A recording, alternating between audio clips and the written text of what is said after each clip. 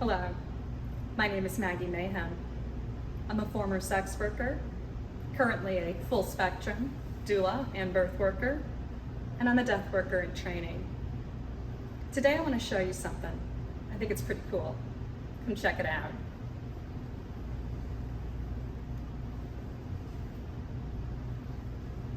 What I'm holding in my hands right now is a manual vacuum aspirator. This is a device that can make an abortion possible. It's a tool that's used around the world. It's safe. It's recognized by the World Health Organization as an essential tool. It's one that protects the lives of human beings. Abortion is something that impacts more than just women. And this is not something that we say just to be nice or to remember to be inclusive. It is important to remember that all of our freedoms, especially our reproductive freedoms and our bodily autonomy, are tied in together. As I talk about abortion, I want you to remember that this is something that affects people with gestational capacity. Some women, but not all, have the capacity for pregnancy. Some people who are transgender have the capacity for pregnancy. All of us right now are facing a very, very severe curtailing of our rights and our freedoms. All of our bodies are in jeopardy. We cannot move forward if we don't recognize the way that all of us have our fates intertwined together. That there is no way to fight for abortion fully without also making sure to fight for the rights of people who are transgender to access the gender-affirming care that they deserve, and to remember that we all have a right to the health care that we need.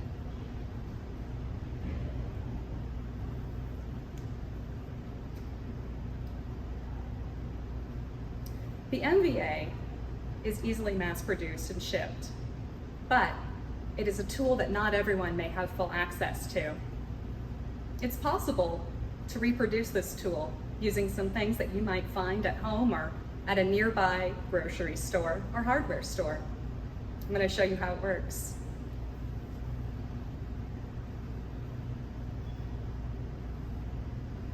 This long piece of plastic that you see here is a cannula. This is the piece that enters the cervix. And this barrel here is what helps produce a suction that is capable of evacuating the contents of the uterus. As a vacuum, it's actually very, very simple to make on your own.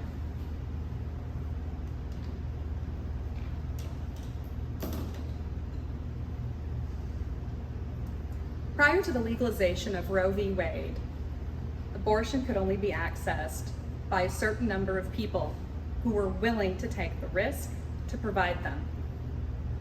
Many of these people did so in the best of faith and the highest of competence, but not everybody did. There were people who took advantage of those who needed to access abortion. They either charged exorbitant rates or entered into abusive, violent, or unfair quid pro quo arrangements where people were expected to exchange sexual favors for access to health care or any other number of goods and services that someone might want. There was a group of activists who helped people find providers and doctors who would be willing to provide abortion. But they also had to acknowledge that some of those people they were working with were not engaging with the best of faith. They felt perhaps powerless or outnumbered or outgunned because they didn't have that knowledge or that capacity or those tools. Abortion seemed like something that only people with years and years and years and years of education or specialized knowledge could handle. When they watched the process, though, they realized that this might not be the case. Abortion might be something that could be safe and accessible and performed by people in community. They looked at what the actual technology and the tool was. They understood its purpose, and they understood the components that made it possible. And they began to build what was called the Del-M. In this case, The suction of the MVA is provided by a syringe. The jar is capable of holding the contents that are removed from the uterus. And the cannula is used the same way to enter the cervix and the uterus to make this all possible. Most of the time when we think about abortion, we're left with an abstraction. Rather than being a tool or a form of health care, we think about it in terms of morality or fear. When our mind goes to abortion, oftentimes we're thinking about all of the baggage and all of the anxiety and all of the fear that the people who don't want there to be reproductive freedoms want to be in place to get what they want and to maintain the control that they have. We've rarely been given an opportunity to understand sexuality, let alone pregnancy or the end of one. Taking the time to learn about these things in and of themselves, without moralizing, without the fundamentalist religion, without anyone else interpreting what the science is in and of itself, really lets us know what is at stake and what kind of tools healthcare providers are being told that they can or cannot use. In order to fully criminalize abortion, it becomes necessary to surveil and scrutinize the actions of healthcare providers who are capable of providing one. This will have a massive impact on reproductive health care as a whole. It will make people less willing or able to step into the role of becoming a reproductive health care provider. It will come with more government people looking over their shoulder, questioning what they're doing, putting their careers in peril. It becomes a pain. It becomes a struggle that a lot of people simply don't have the space in their life to take on. When we criminalize abortion, we take away the options of our knowledge and our healthcare as a whole. It will have a degrading effect, whether or not someone is coming to see a healthcare provider to end a pregnancy or not. When we remember what those tools are, though, and we remember what they do, we can see the futility of these laws and their quest. We don't need anyone's permission to make abortion possible. Whether or not an abortion is right for you is something that is up to you to decide, not negotiate.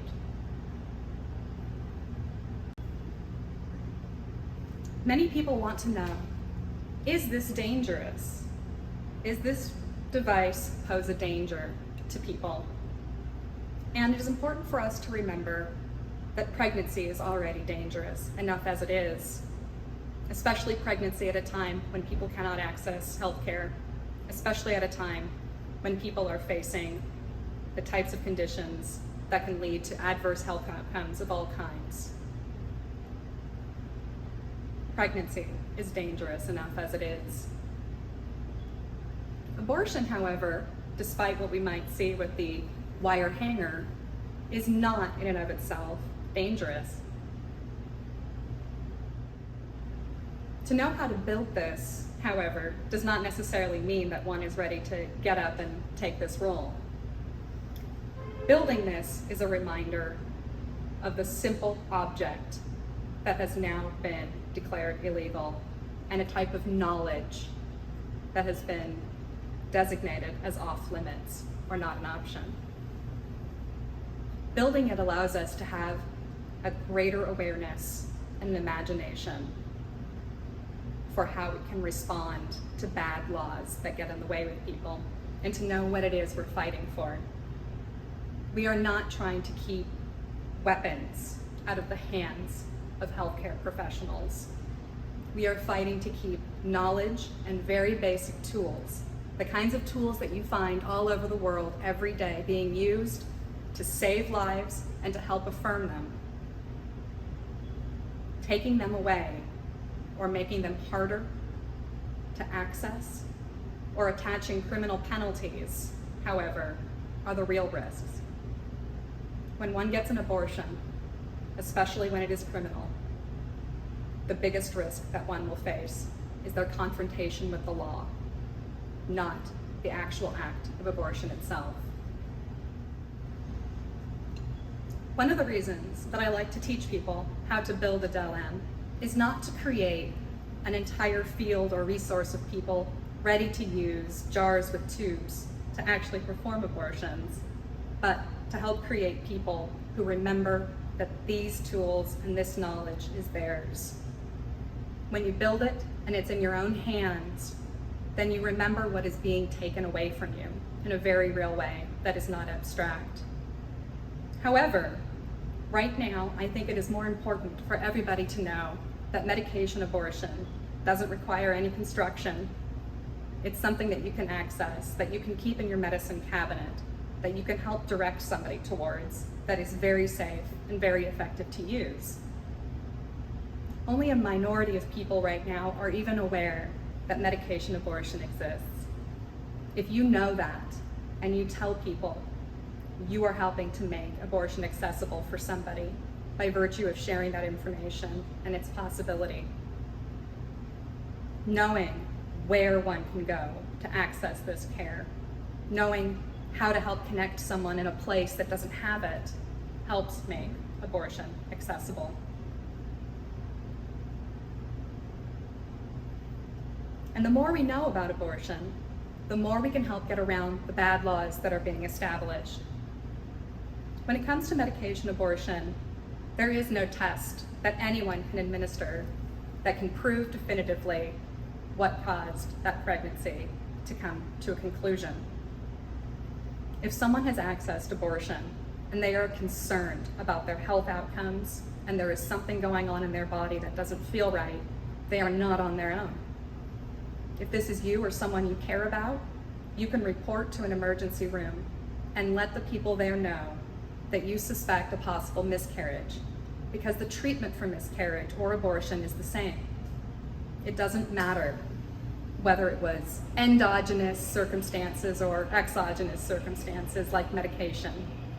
What matters is addressing a potential hemorrhage or an infection. Letting people know that they don't have to disclose everything about how their pregnancy came to an end will help them feel safer in accessing the care that they need and will help prevent negative outcomes from occurring.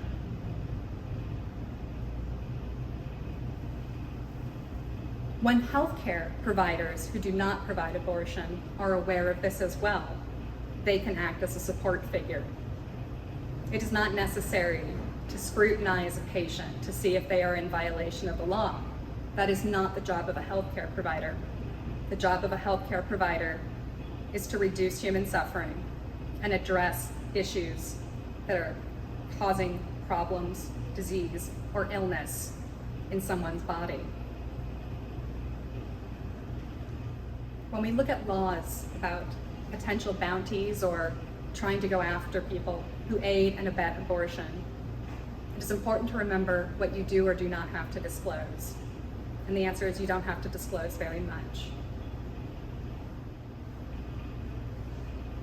Although right now, what we're faced with as a pressing issue is helping people obtain access to abortion, it is important that we continue to ensure that we are engaging in a fight to limit those legal repercussions by decriminalizing or legalizing abortion everywhere.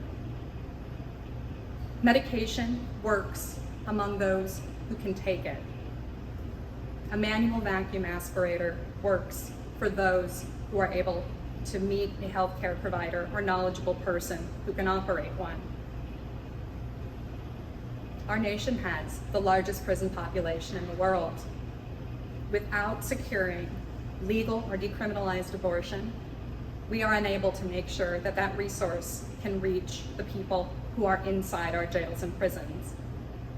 It is already difficult enough for someone who is incarcerated to access any form of health care whatsoever. If it is a form of criminal or optional or designated optional health care, it will not be available to the people who are inside our jails and prisons. As I teach the people in this audience how to build these tools or learn how to access them, I am also doing everything in my power to make sure that these tools and resources are available to the people who cannot be in rooms like these, or the people who do not have the freedom to travel or the access of safe passage to get where they need to be.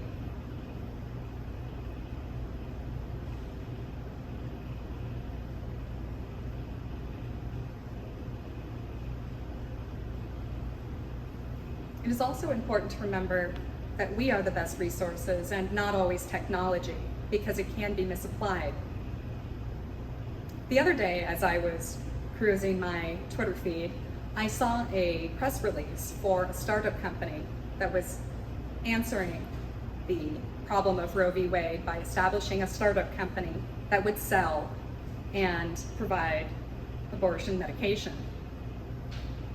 Of course, I want there to be as many options as possible, but one of the things that took me back was the way that this startup company was able to access several $million in seed money immediately from venture capitalists in order to sell the product of medication for abortion at almost twice the cost that it was available through grassroots networks. This is an example of the way that our imagination can be limited by our workplaces.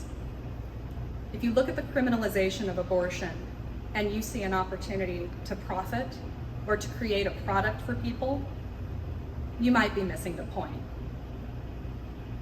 To make abortion accessible does not necessarily mean to bring it into the marketplace and to incentivize people with profit. Right now, there are groups who are doing what they can to provide these tools and these medications as close to cost as possible. They're not there to make a profit off of the problem. They're there to solve it. When we can remember all the possible ways to access this and ways to support those networks, we don't have to necessarily look to venture capital or to a startup to solve the problem for us. We can remember that we solve the problems for us. The more you can inform yourself about the various ways to access this abortion, the harder it will be for someone to shut it all down. In the weeks and the months and the years to come, we are going to see people who are going to be criminalized, who are going to be stopped, who are going to be prevented from providing this care. That is meeting reality on reality's terms. This is what we are going to face. If we put all of our eggs in one basket, in one person, in one provider, in one hero, then we are lost. The more that we know about our options, the more that we support them, the more that we make sure that there is not one place, but rather many people who are ready to stand up, well, it'll be a lot harder to stop us. One startup is easy to stop. Thousands, if not millions of people who know another way or another tool, they can't be.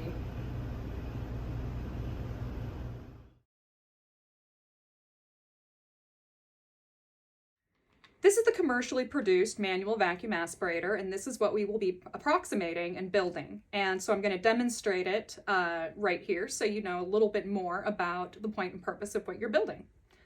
To create the vacuum, I'm going to lock the chamber, and I'm going to draw back this plunger.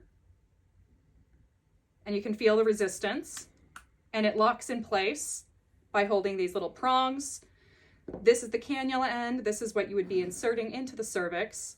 In this case, we're going to insert it into some water to see.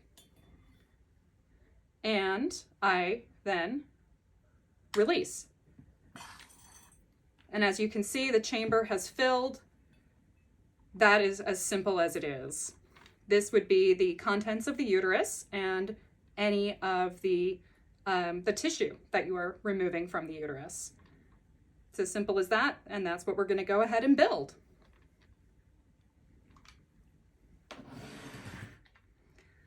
So in order to create this same type of a vacuum chamber, we are going to replace this area with our jar, and we are going to have a cannula, which will be identical to the cannula that we use on the commercial.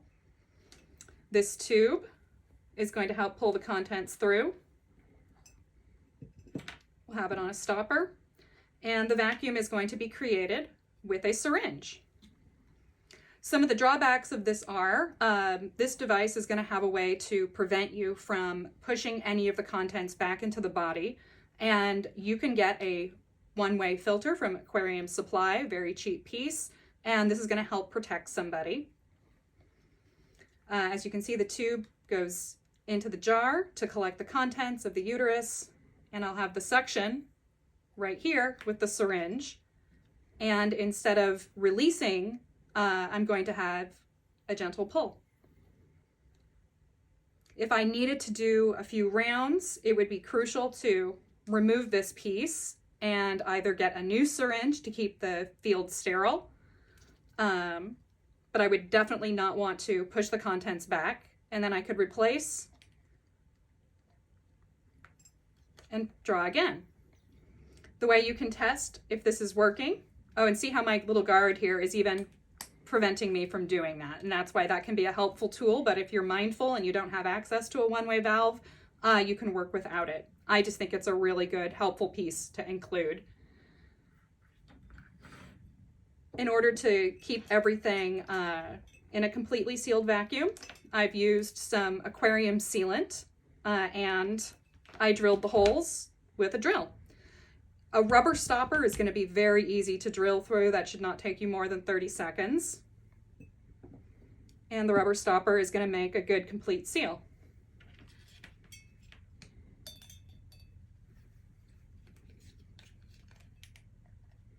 So here I am. And as you can see, I have pulled water through.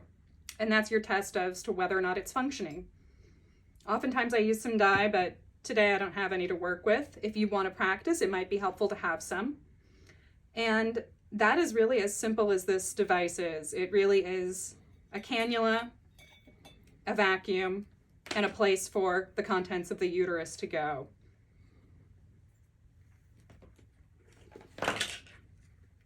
If you want to learn more about the history of this is a book about the people who invented the Del-M. It will give you detailed instructions and a little bit of the history of how these tools work. It can be difficult to find, but it is available on used book sites, and I think it's really one of the most helpful guides that you can have. There are many different books that you can buy on gestational healthcare in general, but few are going to tell you how to work with a DIY device the way this book will.